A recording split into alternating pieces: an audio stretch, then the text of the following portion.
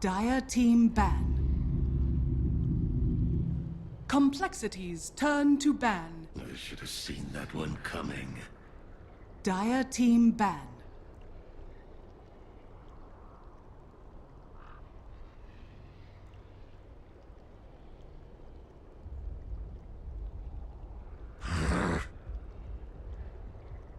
Complexities turn to pick.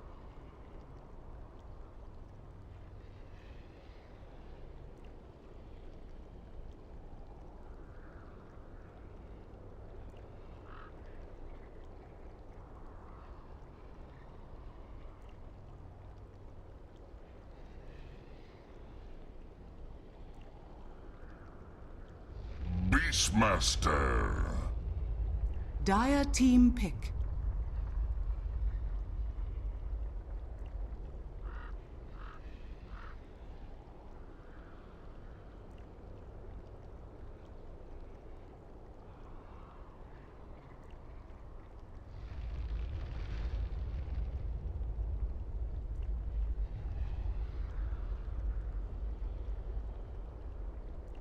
Ten seconds remaining. Lone Druid. Welcome back here. Dire team pick. Back series. Digital Chaos versus Complexity, which should be hype as all hell. Ready for it, because I am already feeling so drained after that last game that I hope we get some really I don't want to see a 30-minute stalemate that has no kills across the board. If I could get some early action, that would really help me out for the start of the series, because I am exhausted after watching and casting that last game. Modpacks, I'm sure you are too, man. But what do you think about this matchup? Complexity versus Digital Chaos. Do you side with old Swindles, or do you think that 1437 and of course leading his new player Resolution is going to result in victory? I don't know, DC, man, they've been looking, I would have to say, in the best form they ever have. Overall, as a squad, I know they're still trying out some players, they're still trying to figure out some stuff out, but ever since Resolution came in, they've been performing very well in ESL One. They've been doing good in Wii Play. Now, of course, they're playing a lot of games versus other NA teams, which, they are striving to be better than, and, in a higher tier than, so in that case, they are succeeding. But now, against Complexity, another team who they were just at MDL, had a pretty decent showing considering the caliber of teams that were there. Pretty happy considering it's still a relatively new roster. These guys are all, starting to get a lot more synergy together, starting to draft some strategies that come more to their own players now, as opposed to that sort of strategy that Complexity was more favored towards back at TI. And so, I don't know, this is a really big moment for both these teams. This is qualifying to a LAN. This is another big event that you want to get to, that you want to up your prestige and really try and secure this, what we all know, #2 NA team. Yeah. Digital Chaos does not want to be left behind in yet another qualifying LAN. They don't want that. No. Dota Pit's already been snagged out by Complexity. So Digital Chaos have the opportunity to try and nip that in the bud. That being said, an interesting start here to our draft. A Lone Druid, Vengeful Spirit, amount of physical damage, coupled with probably one of the best offlaners, if not the best offlaner available in the pool, coupled with Vengeful Spirit, probably one of the best supports, paired up against Complexity's choice of Beastmaster and Enchantress, which is already it feels dangerous to lane up against that. But if you're just looking at OP heroes, it feels like DC got the better opening in the first one too. I don't know. Yeah, it's hard to argue up against that Lone Druid. With the Invoker being gone, he's another one that's pretty popular in the NA region. And of course, you gotta get some credit to the Beastmaster and the Enchantress, but Vengeful Spirit, I still favor that hero so heavily just for everything that it does for you during the drafting phase in terms of counters up against Batrider, as well as the Faceless Void. You can see it forces out a Batrider ban here from Complexity because of it. It's gonna make it harder for them if they, had they wanted to go with Faceless Void, obviously they'll have themselves a Beastmaster instead. But the Everything else has really been taken out of the draft in terms of these really bigger strategies for complexity, like when it comes to the IO, when it comes to, like, they're pretty favorable when it comes to that early Earth Spirit in the mid lane, trying to help that out. And with the ban out on the Bounty Hunter as well, you got to think they're looking for a really solid mid hero right now. Like, they do not want this guy to be messed with, whether it's like a Death Prophet or perhaps an OD. Yeah, that is like one of the... I feel like Z-Freak's so good at being able to create space in the early laning phase with those roamers, both Earth Spirit. Like, his Earth Spirit play is really on point. And then 5 seconds as remaining. well. The Zeus, I like this pickup against the Enchantress here. You need some heavy Reserve time. nukes to be able to deal with her. This does leave them... I mean, I guess Zeus is always going to be a fair pickup no matter what you're matched against. Obviously, like as you mentioned, if something DP was going to go the way of complexity, which would work like synergistically with their lineup. Like, they do have some pretty good pushing power already. They could get a DP here, and that would be a winning matchup for Death Prophet. But Zeus is going to do like better than 90% of other mid heroes against DP. So I guess in that regard, this relatively early pickup doesn't do anything bad for DC. Yeah, you're kind of looking for something against a lone druid. They have the enchant. They have, like, you don't really want to be roaring the bear. They'll grab up the Rubik for now. Pretty good against Vengeful Spirit as well, but they don't really have that tool that you're looking for. Like, some teams, not so common now, but we used to see like the Slider even up against the bear, just trying to reduce that armor. The Death Prophet I really like just because of the percent base, so I kind of like to see them go back towards that here and just shore up the mid lane, like group it up with your pushing strat, because I just don't think that they're really OD pickers, or else I would suggest that as well. Just for the attack speed aura with the Beastmaster is really solid with OD. remaining. Maybe a Viper, 5 like a mech, seconds wouldn't be remaining. too bad as well if they did want to go to a more pushy thing. They do love their Viper.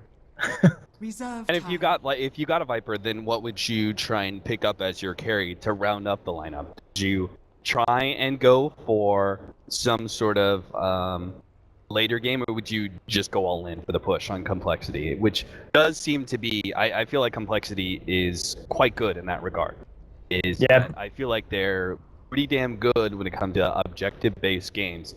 And while they can oftentimes win the late game pretty handedly, I do think that they're one of the teams can also switch into early game objective mode and beat out other teams because Yeah, they just have like really solid synergy. Just the fact that, you know, it's a team that's been together longer as a full group. Like DC, they are going like one guy's in one game and then he's out and it's another stand in the next game. You know, they've been kind of mixing up for a bit, whereas complexity, they've been working, they've been building at this, and you can see it in that early to mid game push. Like, they always have really great coordination in terms of like getting a pick off, getting objective, moving that forward. And so one thing they've typically relied on would be the gyrocopter, even though it has fallen off a lot. Like, they don't tend to pick Juggernaut, which is what you would usually suspect, Ink, to kind of go with like that Viper and that whole push strategy here. But I would kind of expect maybe towards the gyro, but ooh, the Enigma, wow, Complexities turn into the to pick. Rubik. That is unusual. that's pretty dangerous. That's definitely real dangerous. But is there something about the 4 position Enigma that felt necessary here? Because they couldn't pick up, like, if they wanted a jungler, they couldn't go for Chen, right? Because they're dealing with an Enchantress on the other side, not particularly favorable for. So if you're left with 10 a seconds jungler of some remaining. kind, Enigma's probably the best jungler that's left in the world. Is there 5 something about seconds that remaining. that feels necessary against Dire Complexity's team lineup so down. far? No surprise, they do go for the Death Prophet as their mid. Mm-hmm. Is it the dueling? Is it something about Beastmaster and Enchantress that they feel like they want to be able to greed that? I mean, it's a mech hero. That is 10 one thing. seconds remaining. Yeah, no, that's true. Oh, geez, now I'm just thinking.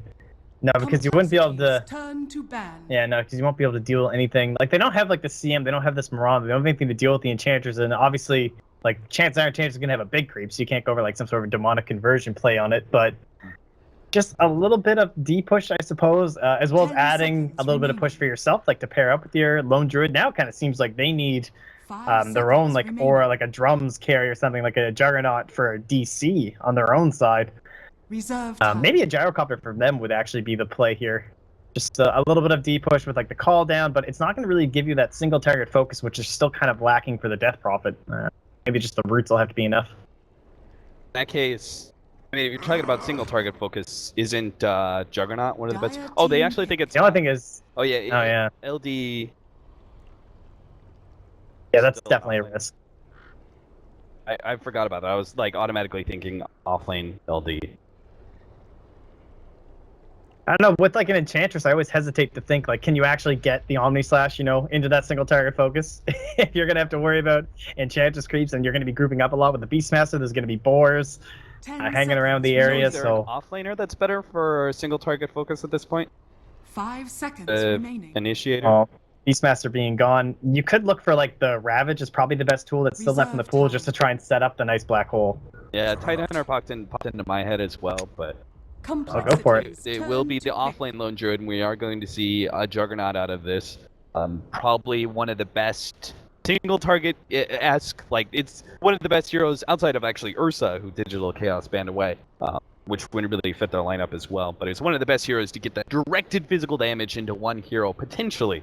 See whether or not that Omni Slash actually has some good bounces for Digital Chaos. I'm feeling pretty confident about Complexity's 10 lineup right now. I feel like it remaining. has a lot of synergy. I see some openings here from Digital Chaos. Maybe it's the 5 greediness of both the seconds Enigma remaining. and the Lone Druid. That's perhaps a bit too much, but I feel like Complexity's lineup is Reserve a very targeted time, but they do have, I think, a relatively large window that they're going to be dominant. They're going to have a good laning phase. DP can beat Zeus. Enchantress Beastmaster, that feels pretty damn good to me, especially since they're dealing with a fourth position jungler. And then, their safe lane should be able to farm just fine against the Druid. So the laning phase goes well. I'm looking at this lineup going, the 15-minute marker should look pretty good as well, like Lone Druid, Enigma. Maybe Enigma has the mech by then, 10 but Lone Druid's not going to be ready to fight. And then 25-minute marker, I'm thinking Complexity are still going to be able to to maintain enough control in team fights that they push high ground and end the game. But this fear That was is, a little bit of curveball. Yeah, I was actually thinking, I wondered if they were going to go back to something like the Brewmaster and kind of pull like maybe the Frankfurt timing of OG, kind of a lineup like that. It is something Complexity have gone to in the past, where they kind of mix it up with what some would consider more of a tempo controller, but they'll run in like a safe lane position. They love their Brewmaster, but Nature's Prophet going to be adding that same kind of a curveball, but it's just more push. Like, this is crazy, right? You're dealing with Death Prophet, Nature's Prophet, you got your Enchant, you got your Beastmaster. The only one who kind of sticks out is the Rubik, but man, did it ever work out as just a safeguard up against this Enigma? And if that was planned, like, kudos. I can't imagine any other reason to go for this, honestly. Like, maybe you're thinking up against the Lone Druid, you can try and do something about the early creep cutting, like kind of like a Bane does with the Nightmare, but yeah, I have to agree. It looks really solid for Complexity right now. But then again, like, the Prepare Juggernaut for pick was pretty battle. solid here from DC as well. It does add a little bit of push and sustain at the same time as giving them the single target as a Death Prophet, so it fulfilled a couple niches they were still lacking. And of course, greedy for position is just kind of A-wise specific style. So Yeah. this may play heavier into the hands of Digital Chaos than most other lineups with this kind of team. See how it goes. How much Bulba Lone Druid have you seen, by the way? Frankly, I don't get to watch America's anymore because I have to work during America's time. But so not very much. I'm not sure. I wasn't even looking at the stats on it. But it's not exactly it's not exactly a known bubble hero. Let's just. Yeah, Bulba is definitely better, I think, with those kind of initiators. Right now, I think like his best heroes 30 seconds probably to like battle. faces. But Looks like his last game he went 5-0-9. So I'll take that. That's pretty solid. Went for the Radiance AC minus. I think of Bulba, it's just because of the fact that when I think of Bulba, I think Bulba is more of like a strategic mind for Dota. So when it comes to the initiators, he really knows like his timings and where to rotate and how to hit the enemy at a certain point in time, and I think that really plays to him. Well, I'm not sure if Lone Druid's going to be able to take advantage of that skill set that Bulba has in that regard. This is going to be a bit unfortunate. Resolution's already facing up against a Death Prophet, but now he's not going to be starting off with an early bottle, as well, he'll still get the early bottle, but he didn't manage to get the banner rune that was claimed by Bulba at the bottom lane because Limp took the top one away from DC. So Yeah, that was kind of weird positioning by both teams. Not your general like bounty rune standoff. I'm not sure if they just got like mixed up lanes or what happened there. So Chessie, they're gonna do the thing. They're gonna try and pull this creep wave into what it looks like the neutrals with the treants. They're going to try and farm it that way. That's kind of interesting. So they're obviously not tanking anything because they're running a safe lane Nature's Prophet. So this is a good way to deal with the lone druid pulls. And they're still. Oh, he clipped the bear! Oh, good, get some damage out, especially if the bear gets trapped through this little corridor, but it's not going to. And I mean, it'll take so much damage that Bulba's going to have to resummon a new one when this is through. Oh man, I thought that was going to work for sure, but just the aggro brought them back that way. I thought they'd keep running straight. I'm not sure. I feel like maybe Hanskin did too, but instead they have to loop their way back around. Anyway, what's going on with the top lane? We're watching so much of the Furion lane. It was just because it's kind of interesting. We have a Juggernaut paired up with a Vengeful Spirit facing up against a Beastmaster. As long as Swindles is... I think he's done well for himself. In the beginning, it looks like he's played like just the right combination of aggressive, but not too aggressive and getting caught out by the Juggernaut spin. This feels like a lane that he should actually do pretty well for himself. If he plays it correctly. Obviously, any lane against Juggernaut, it's going to be a little tough. Yeah, it's pretty touch and go, right? Like, yeah, you can see 40-37, you can tell by the way he's moving that he does in fact have a ward there and he's correct, but using the boots, you can see he's definitely playing to his advantage. He does have Z-Freak in the area, so they have to be wary of that rotation, but AUI obviously taking the brunt of the Enchantress for now. Z-Freak, 3 different creeps under his control right now. He is unstoppable. There's nothing 1-4-3-7 can really do to stop this. I like the choice of the Orb of Venom from the Beastmaster. I like this choice. Mid lane. Oh, the double damage! Hanskin one-shots the courier. That's going to be the bottle down. This is already not a favorable matchup. Now it's going to get even worse. Swindlemelons does manage to stay ahead of most of that spin and will be able to get out. The combination of Orb of Venom plus Borslow is actually making it so Yuar's having a tough time to be able to stay on Beastmaster when he goes for the spin. He has now burnt down a lot of that region, but the wave's in a pretty favorable position, so it'll be on the back of 14-7 trying this back up. Now, did he block that camp? Or maybe it just hasn't respawned yet. No, his sentry actually blocked it. I wonder if that was intentional. Yeah, probably. Stop the Enchantress from utilizing that camp. Yeah, makes sense too, because it's pretty easy for Beastmaster to micro it and everything with his boars too. Like, he can be up in the wave near your tower and just be back there pulling the wave with the boar. Yeah.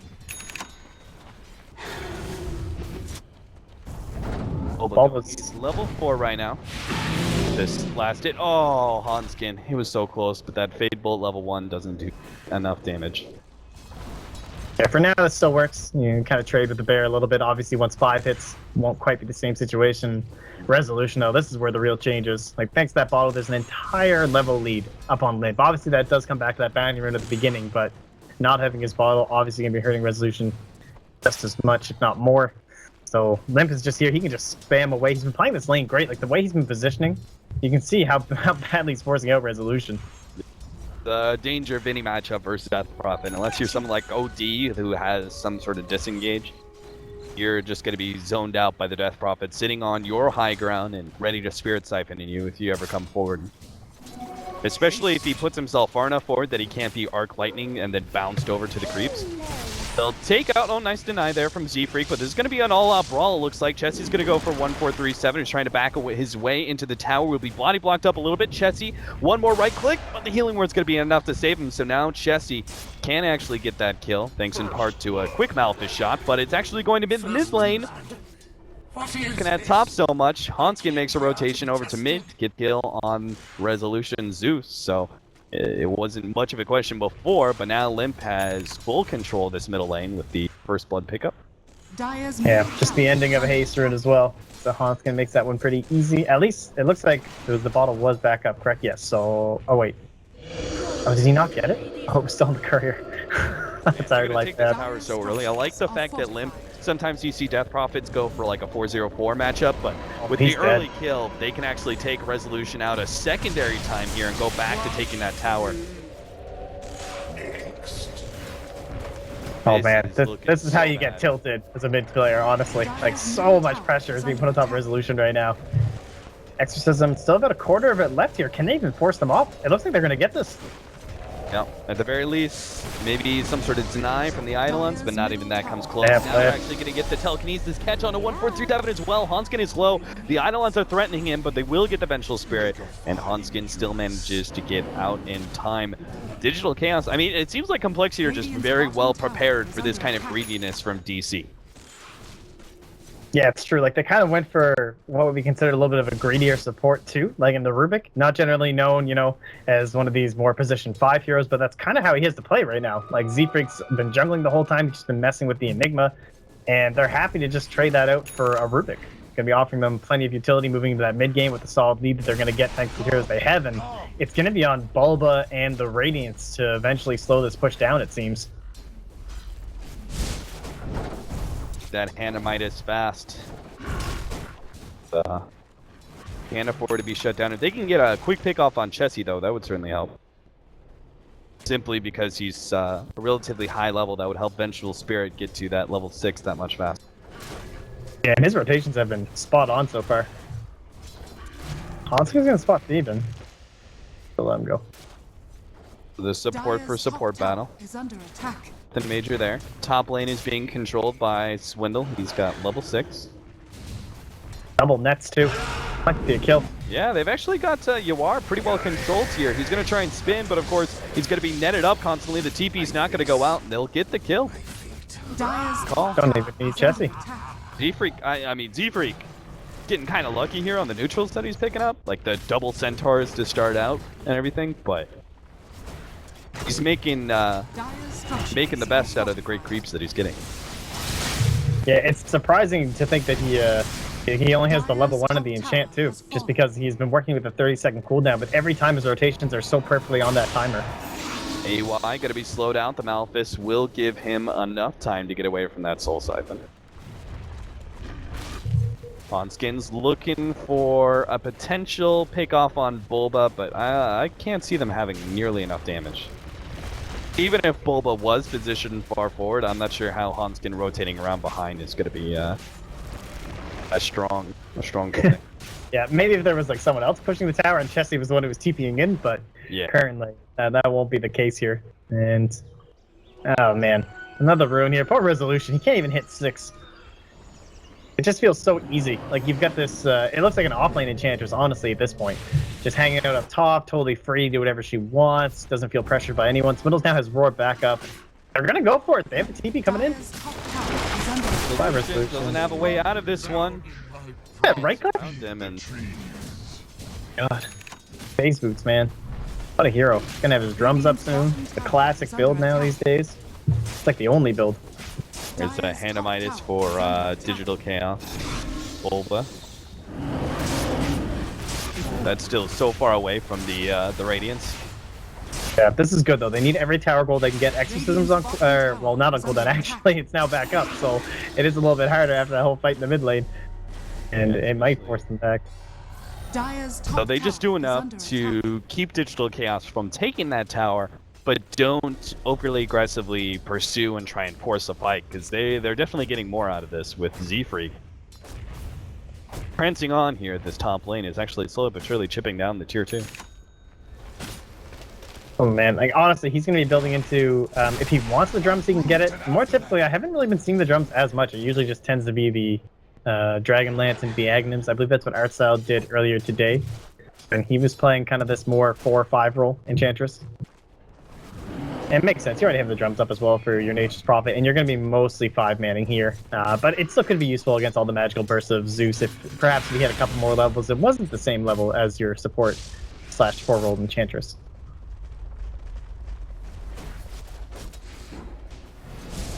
Tell you why it's mech coming over. It's got the head. He was really slowed down by that Enchantress. Z-Freak was causing him so many issues. Yeah, and that's favorable for the Enchantress too. Like you rely way more on the experience and the gold as the Enigma. Like I feel like look how much Z-Freak's able to offer simply because of creeps, whereas you have to rely on this mech and this black hole. But it might get a kill here with it. And this is totally worth it if you have to commit it, honestly. They definitely have to use the black hole here. They swap back. Or maybe not, actually. They've got that kill since Resolution joined them. But Yeah, still, swaps. I mean, that was such a heavy commitment still, even without the Black Hole. That was 4 heroes on the top lane, smoke use. They're not actually going to be able to... Did they deny the tower? They did deny the tower, but they're still going to lose their tier 1 at bottom, and probably tier 2, because they're not set up to defend. Lid already has DD plus Exorcism out, and AUI looks like he's just been picked off. Nice job there by Limp to skill up the silence. Not something that you do typically see this early, but spotting obviously a nice little opportunity there. Doesn't even have the full points in the Crypt Swarm, but guarantees them a free kill on AUI, and now they can just... Honestly, they could go for Roshan if they wanted, but no point risking it. Just keep playing with what you got, and probably wait till Exorcism before going to Tower or Roshan next. Real quickly, can we take a moment and laugh at how ineffective Omnislash is going to be in this game? Because before it was like Enchantress Key plus Necronomicon. It seemed bad enough, but they didn't really have a better choice. But then they get countered out by the last pick Furion as well. Now they're going to have Treants in the mix. How the hell is he ever going to land a good Omnislash?